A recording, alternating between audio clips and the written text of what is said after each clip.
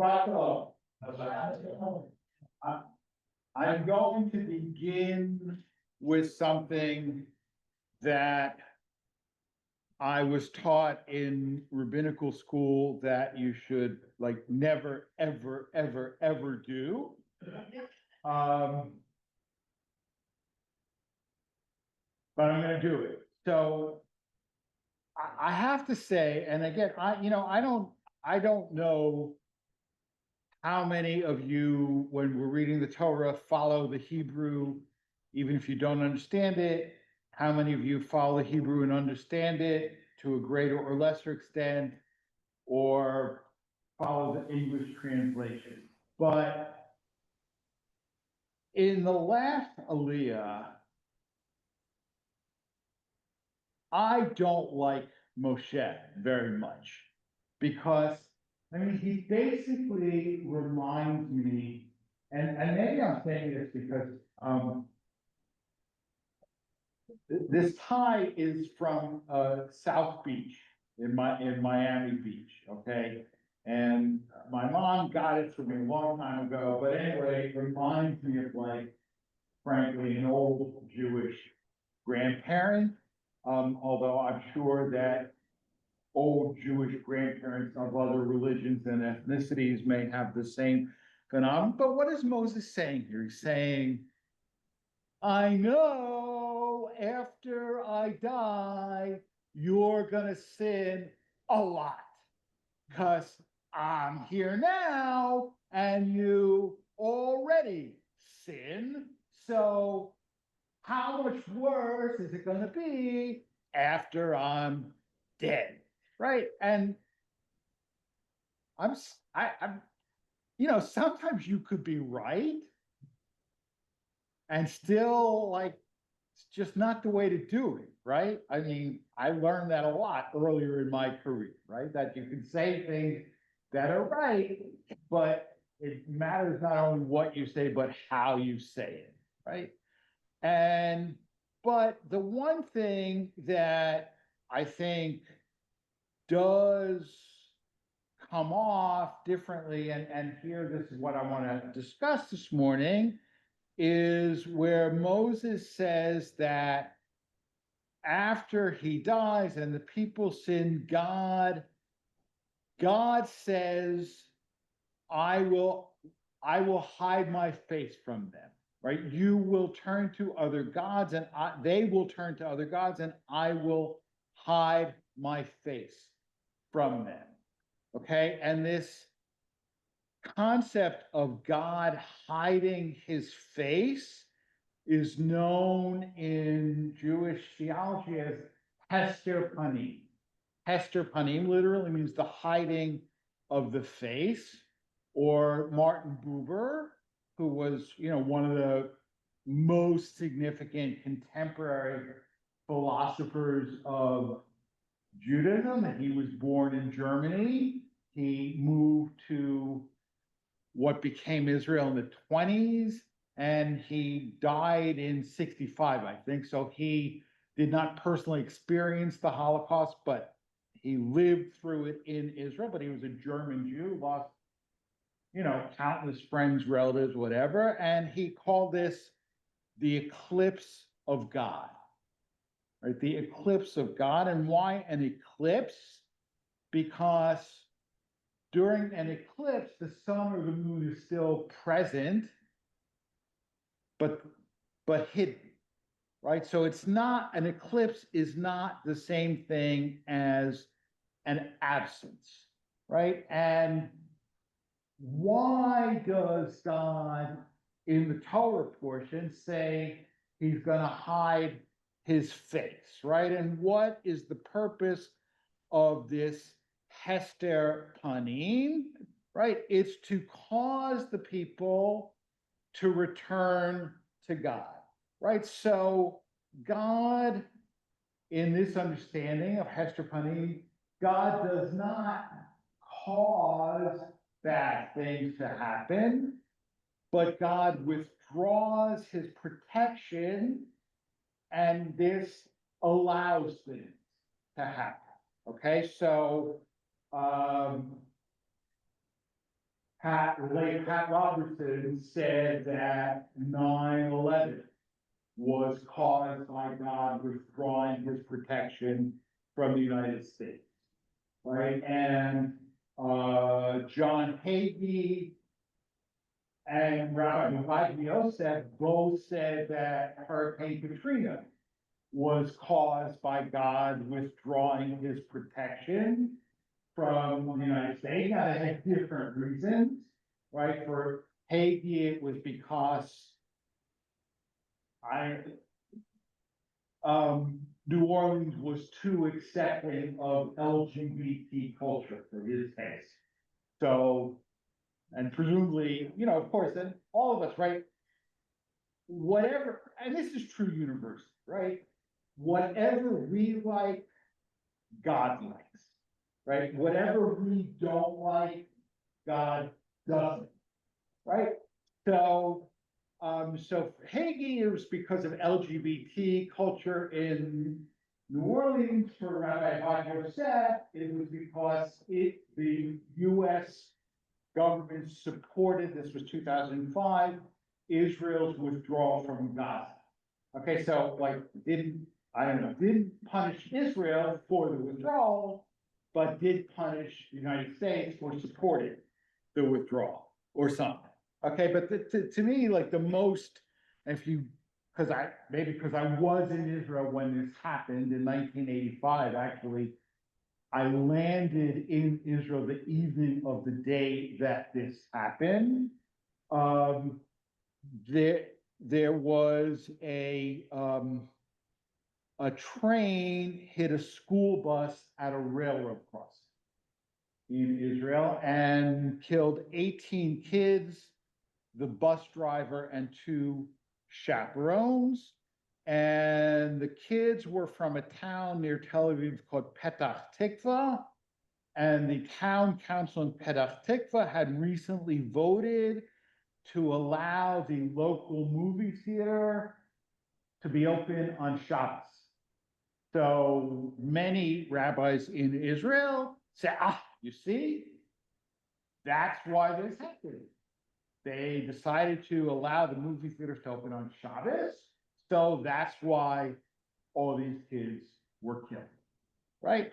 But, it's a known phenomenon that if you have bad things happen to you and you happen to mention it to a Chabad rabbi, they'll probably say, what?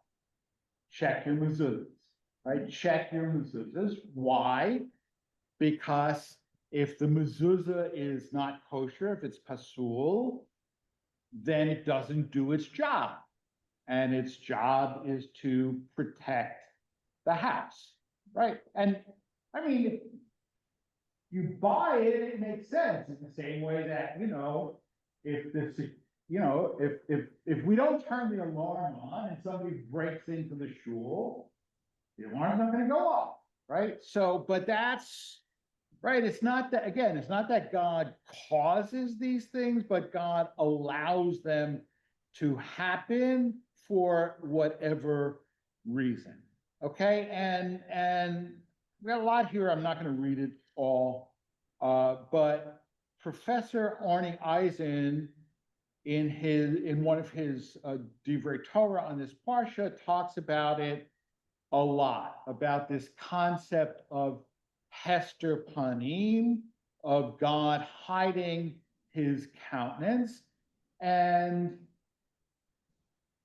unlike those other cases where the rabbi or the minister saw and pronounced a one-to-one correlation, right? You did this, therefore this happened. But mostly, and I've certainly said this myself, when somebody says, why did God allow this to happen? Here's the best answer. I don't know. Right? That's the best answer. I don't know.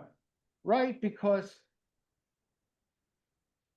and this is obviously, the big issue for Jews today is still the Holocaust, right? Why did God allow the Holocaust to happen, right? And the only answer that makes any sense is, I don't know, right? Because otherwise you are forced to either say,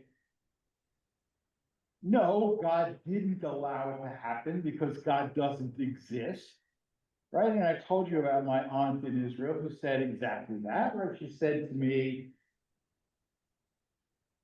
"Shahayiti b'machane amarti eino," right? When I was in the concentration camp, I said, there is no God. God doesn't, right? Certain consistency, right? Or else to try and make up a reason, right? I mean, like the most important Hasidic, right? I mean, you do realize that most Hasidim are anti-Zionist, right? Some of them are just sort of passively anti-Zionist, and some of them are like fervent anti-Zionist to the point of demonstrating. Forget about demonstrating in the UN, going to Iran to meet the president of Iran and so on and so forth, right? And but the Satmar Rebbe, Rabbi Yoel Teitelbaum, was the one who really wrote a lot about this. And from the perspective of Satmar, we know why the Holocaust happened. Okay, we know why the Holocaust happened. Why did the Holocaust happen? Reform Judaism, conservative Judaism, modern Orthodox Judaism, Zion, Jewish socialists, Jewish communists, probably Lubavitch or Hasidim, because Satmar Lubavitch hate each other. Okay, I mean, there was a period of time in the 1980s when people from Satmar would go into Crown Heights, and people from Crown Heights would go into Williamsburg, where the Satmar, and, you know, beat each other up and like cut each other's beards. All right, so, right, and but anyway, so you, and from the perspective of the Torah, if you take it literally, there's no argument, right? I mean, because God says, if you sin, I will allow bad things to happen to you. And from the perspective of the Satmar Rebbe, all these things were sin. So, and it doesn't, by the way, it's not one-to-one. It's corporate. It's not like you, Jew X, sin, therefore you, Jew X, will be punished. It's you, Am Yisrael, will sin, therefore you, Am Yisrael, will be punished, right? And that's why, you know, it wasn't for him a problem that huge percentage of the Jews killed in the Holocaust were Orthodox Jews, who from his perspective did not sin, right? But it's not individual, it's corporate, right? Now, that kind of theology, I mean, I could think of two different words that I would use for that, both of them beginning with the letters V-I-S, all right? If I want to be nice, I will say distressing. If I don't want to be nice, I'll say disgusting, right? But it makes sense, right? But for most of us, I mean, I don't think anybody in this room believes that, you know, God punished the Jews with the Holocaust because of conservative Judaism, right? Because if you believe that, what are you doing here, right?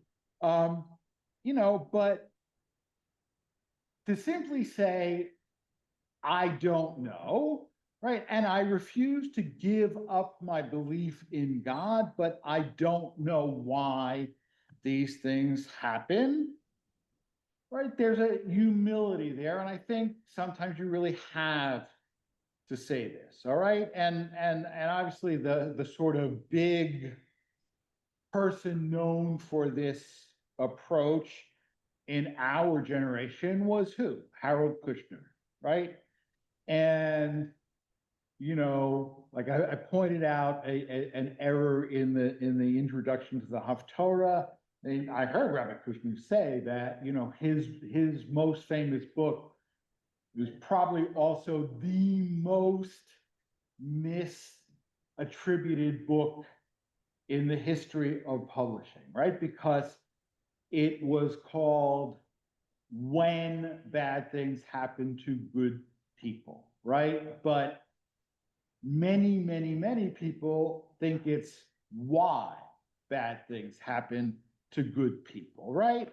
If it was why bad things happen to good people, Kushner would have written a very short book. He would have said, I don't know, right? Because the question that he's trying to answer is not why. The question he's trying to answer is, what do you do when? Okay, so here's what he wrote many years later. He said, the biggest mistake I made, looking back on my more than 50 years as a rabbi, is that I came to the job with a very traditional view of God, that God is in charge of everything. And if something bad happens, it's either because we didn't understand it or because in time we'll see why God felt it was the right thing to do. I had to let go of that, right? And he writes that the moment he realized that he had to let go of that was when he went to comfort a woman who just lost her young husband. And the first thing she asked him was, why would God let this happen to such a good person?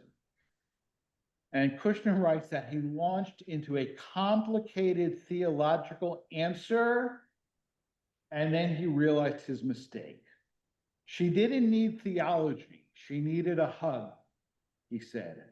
I could hold her hand and not try to explain everything, not to try to convince her that what happened to her husband and the father of her children was the right thing to happen. All of a sudden, religion was able to be a source of comfort and not a source of anguish, right? And I love that phrase, right? We have to make sure that our religion is a source of comfort and not a source of anguish, right? And so Kushner wrote that some years ago there was a study on the healing power of prayer. And the people doing the study selected a cohort of individuals recovering from surgery and divided them into 3 groups. Group A had people praying for them and they knew it. Group B had people praying for them, but they didn't know it. And group C had no one praying for them. And in this study, the result was there was no difference between the groups. Okay, now, I have to add that there are other studies that are differently. I had a congregant actually in York who was a doctor who, like, this was one of the things that he actually did, okay? And he's published articles which show a correlation between people being prayed for and having better outcomes, okay? Even when they don't know that they're being prayed for. However,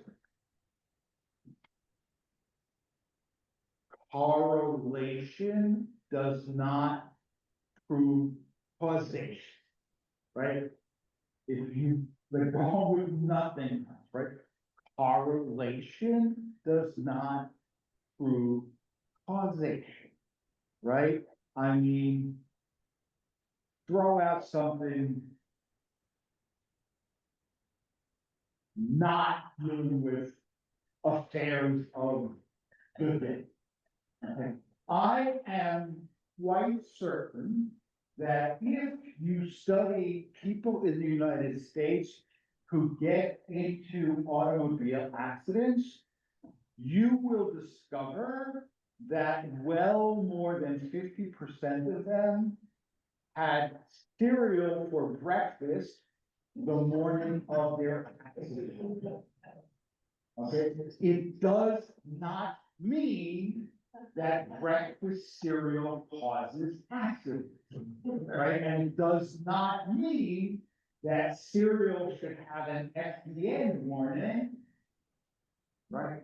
Warning may cause accident, right? Correlation does not prove causation, but in Dr. Bushwick's studies, there has been a correlation between being prayed for and better outcomes. Okay, but this study didn't prove that. Okay, and so somebody afterwards went to Rabbi Kushner and asked about that study. He says, does this prove that prayer is a waste of time? And Rabbi Kushner said, no, it doesn't prove a thing.